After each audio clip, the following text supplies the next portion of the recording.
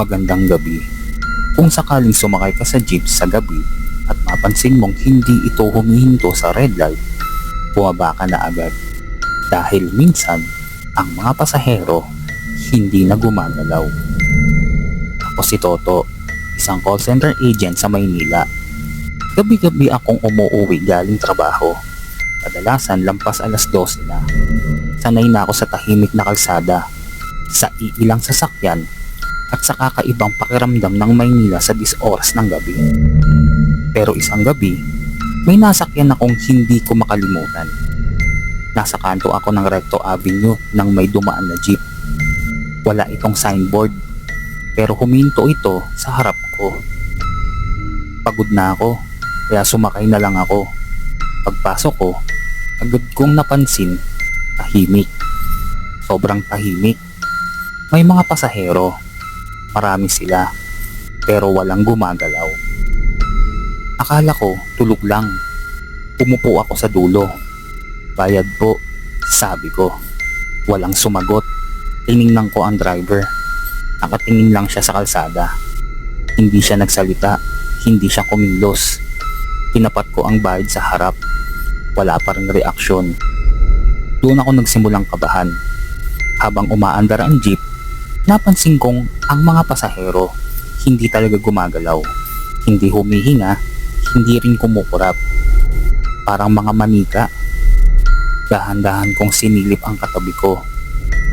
Matanda na siya, pero ang balat maputla at malamig. Bigla akong kinilabutan. Tiningnan ko ang refleksyon sa bintana. Ako lang ang gumagalaw. Sila, hindi. Kuya, para po. Mahina kong sabi. Walang reaksyon ng driver. Patuloy lang sa pagmamaneho. Biglang dumaan kami sa traffic light. Nakapula ito, pero hindi siya huminto. Diretso lang. Mas bumilis ang takbo. Kuya, para po. Sigaw ko. Wala pa rin.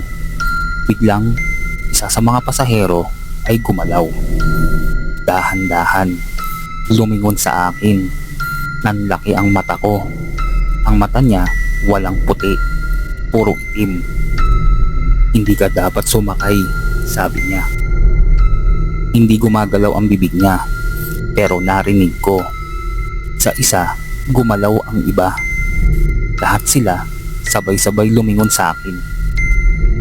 Hindi ka kabilang, sabay-sabay nilang sabi. Napaatras ako. Sumandal sa pintuan. Sinubukan kong buksan. Pero hindi bumubukas. Biglang nagsalita ang driver sa unang pagkakataon. Wala nang bababa. Mababa ang boses. Malalim. Hindi normal. Biglang nagbago ang paligid. Wala nang ilaw sa labas. Wala nang ibang sasakyan. Madilim. Parang wala nang Maynila. Tumingin ako sa harap, sa driver, at doon ko nakita ang mukha niya. Naaagnas, parang matagal nang patay. At sa windshield, may refleksyon ng jeep. Pero hindi kami, punong-puno. At lahat ng pasahero nakatingin sa akin. Isa ka na, sabi nila. Biglang bumukas ang pintuan. Mag-isa. Hindi ako nagdalawang isip. Tumalon ako. Pagdilat ko, nasa kalsada ako. May mga tao sa paligid. May mga ilaw. Normal. May lumapit na lalaki. Boss, okay ka lang? Hindi ako makapagsalita. Anong nangyari? Yung jeep, sabi ko. Hindi huminto. Nagkatinginan sila. Teka, sabi ng isa. Anong jeep? Yung puno ng pasahero. Tahimik sila sandali. Tapos, boss, sabi niya, wala nang jeep na bumabiyahe dito sa oras na to. Nanlamig ako. Ha? Matagal na. May aksidente dito dati. Isang jeep, hindi huminto sa red light. Diretso sa intersection. Hindi na niya tinuloy. Pero alam ko na. Lahat ng sakay, hindi na umabot. Kung sasakay ka sa jeep sa gabi at mapansin mong tahimik ang lahat, at hindi ito umihinto sa ilaw, bumaba ka na. Dahil baka ang nasakyan mo ay hindi na para sa mga buhay.